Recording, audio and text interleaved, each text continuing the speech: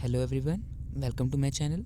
So today in this video we will study about advantages, purposes, functions of continuous and comprehensive evaluation. And I will try to teach the topic in a more effective way so you can learn better and get good understanding of a particular topic. If you will have any doubt at the end of the topic, you can ask questions in comment box. I will try to resolve your doubts. So let's get start the topic without wasting any time. तो जैसा कि हमने पिछली videos में continuous and comprehensive evaluation के बारे में पढ़ा, तो जैसा कि आप जानते हैं हमारे एग्ज़ाम के सिस्टम में और टेस्ट में बहुत सारे डिफेक्ट्स हैं. इन सिस्टम से लर्नर के अच्छे से ज़्यादा उन पर बुरा इफ़ेक्ट होता है. ये सिस्टम बच्चों के माइंड को काफ़ी बर्डन देता है. अब हम बात करेंगे, हमने बात की है इसके मेन डिफेक्ट्स के बारे में, ठीक है, और हमने ये जाना कि सीसीई क्या होता है, इसकी ज़रूरत क्यों है. क्योंकि सीसीई की ज़रूरत इसलिए है ताकि हम ट्रेडिशनल सिस्टम के डिफेक्ट्स को रिमूव कर सकें.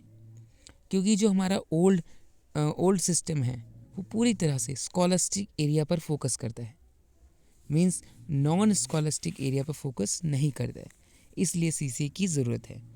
तो आज की इस वीडियो में बात करेंगे इसके एडवांटेजेस के बारे में.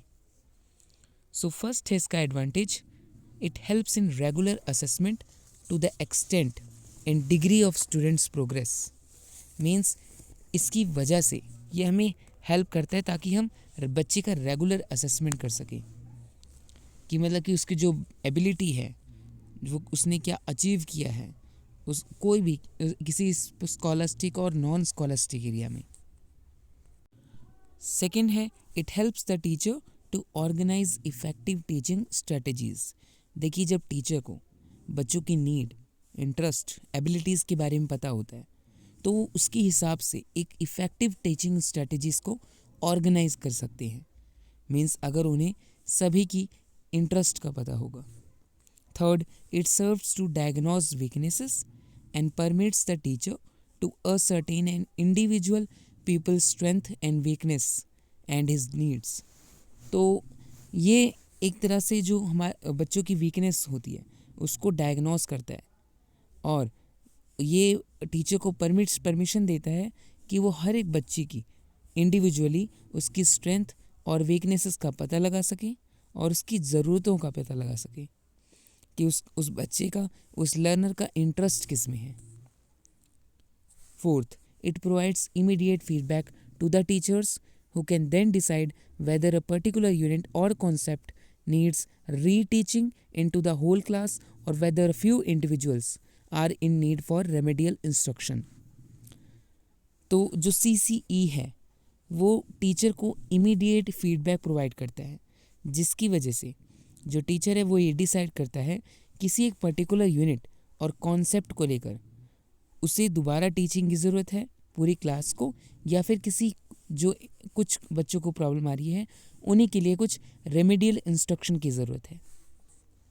मींस जो कि इंडिविजुअली सॉल्व हो सकता है, पूरी क्लास को वो चीज़ रिपीट करने की ज़रूरत नहीं है. Fifth, by CCE children can know their strength and weaknesses. It provides the child a realistic self-picture of how he studies. तो CCE से चिल्ड्रन अपनी स्ट्रेंथ और वीकनेस को जान सकते हैं, तो जिससे उनको हेल्प मिलती है कि उन्होंने कितना स्टडी किया है. मीन्स उनकी एक रियलिस्टिक सेल्फ पिक्चर शो हो जाती है. Sixth, it motivates children to develop good study habits, to correct errors and to direct their activities towards the achievement of desired goals. तो ये बच्चों को मोटिवेट करता है कि वो अच्छे से स्टडी करें, क्योंकि जब उनको हर एक स्टेज पे ये पता लगता रहेगा कि उनकी वीकनेसेस क्या हैं, उनकी स्ट्रेंथ क्या है, तो वो उस वीकनेसेस पे जो एरर आ रहा है उसको सॉल्व कर सकते हैं और अपनी टीचिंग लर्निंग को इम्प्रूव कर सकते हैं. Seventh, it helps an individual to determine the area of instruction in which more emphasis is required. तो ये हर एक इंडिविजुअल को हेल्प करता है कि वो अपना एरिया ऑफ इंस्ट्रक्शन जाने जिसमें उनको ज़्यादा मेहनत करने की ज़रूरत है. मीन्स उस पर उन्हें ज़्यादा जोर देने की ज़रूरत है. ताकि वो चीज़ उसमें कोई भी प्रॉब्लम ना आए और वो चीज़ अच्छे से क्लियर हो जाए। 8th, CCE ascertains area of aptitude and interest. It helps in identifying changes in attitude, character and value pattern. तो CCE से किसी बच्चे का किसी के लर्नर का उसका एप्टीट्यूड और इंटरेस्ट का एरिया पता लगता है, जिसकी वजह से उसे हेल्प होती है कि उसके एटीट्यूड, कैरेक्टर और वैल्यू पैटर्न में क्या चेंजेस आए हैं, वो उसको आइडेंटिफाई कर सकता है। 9th, it helps in making decision for the future regarding choice of subject courses and careers. देखिए, जब बच्चे को उसके इंटरेस्ट के बारे में पता होता है कि उसका इंटरेस्ट किस में है, उसे किस फील्ड में जाना चाहिए, ये उसको पता होता है, तो उसके हिसाब से अपना कोर्स सब्जेक्ट चॉइस कर सकता है, अपने करियर सेलेक्ट कर सकता है। ऐसा ना हो किसी की कोई वीकनेस है और उसी को लेकर वो आगे कोर्स में भी चलेगा, तो वो उसके लिए काफ़ी प्रॉब्लम हो जाएगा।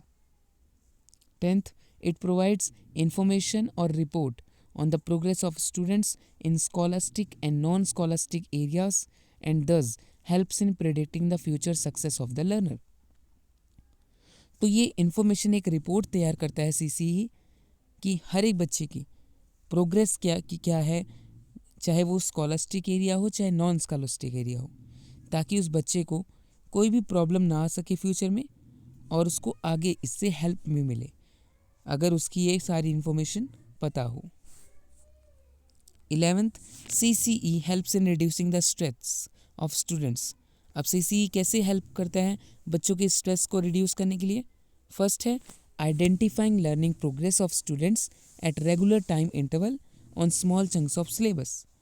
तो छोटे छोटे पार्ट्स में अलग अलग लेवल पर लर्निंग प्रोग्रेस को आइडेंटिफाई करना बच्चों की हर एक रेगुलर इंटरवल पर। तो इससे बच्चों का स्ट्रेस भी कम होता है, क्योंकि इससे बच्चों की हर लेवल पे उनकी जो वीकनेसेस हैं वो पता लगती रहती हैं। Second, involving learner actively in the learning process. CC की वजह से जो बच्चा है वो लर्निंग प्रोसेस में एक्टिवली पार्टिसिपेट करता है, जिससे बच्चों का स्ट्रेस कम होता है। Third, using variety of teaching ads to techniques. अलग अलग स्टेजेस के लिए, अलग टॉपिक्स के लिए टीचिंग एड्स यूज़ करना, टेक्निक्स यूज़ करना अलग अलग, ताकि जिससे बच्चों को हेल्प मिल सके। तो इससे बच्चों का भी स्ट्रेस कम होता है, क्योंकि वो एक चीज़ बार बार नहीं देखते हैं। Fourth, recognising and encouraging specific abilities of students in scholastic and non scholastic fields. Means अलग अलग फील्ड में बच्चों को पहचानना कि किस बच्चे का किस एरिया में इंटरेस्ट है। employing a variety of remedial measures based on individual needs and capacity of the students. तो अलग अलग रेमेडियल मेजर्स यूज़ करना हर एक बच्चे के लिए उसकी नीड और कैपेसिटी के हिसाब से। Using no negative comment in on the students performance. बच्चों की जो परफॉर्मेंस है उस पर कोई भी नेगेटिव कमेंट नहीं करना, जिससे बच्चों का जो स्ट्रेस है वो कम होता है। 12th, CCE helps the classroom teacher in the following वे। अब ये टीचर की किस तरह से हेल्प कर सकता है? सो फर्स्ट है टू इम्प्रूव और alter instructional strategies to enhance the quality of teaching. तो जो इंस्ट्रक्शनल स्ट्रैटेजीज होती हैं टीचर की, उसको इम्प्रूव करना या फिर चेंज करना, अल्टर करना, ताकि उनकी क्वालिटी ऑफ टीचिंग है वो इन्हांस हो सके। Second, to plan appropriate remedial measure for students. किसी भी स्टूडेंट को अगर कोई भी प्रॉब्लम आ रही है, उसके लिए एक अप्रोप्रिएट रेमेडियल मेजर को तैयार करना, प्लान करना, इससे टीचर को हेल्प मिलती है CCE की वजह से। Third, to select the appropriate media and material for teaching and according to the needs and capacity of his students. तो एक ऐसा मीडिया, एक ऐसा मटीरियल टीचिंग के लिए यूज़ करना जो सभी की ज़रूरतों को पूरा कर सके और हर एक बच्चे की कैपेसिटी के हिसाब से हो।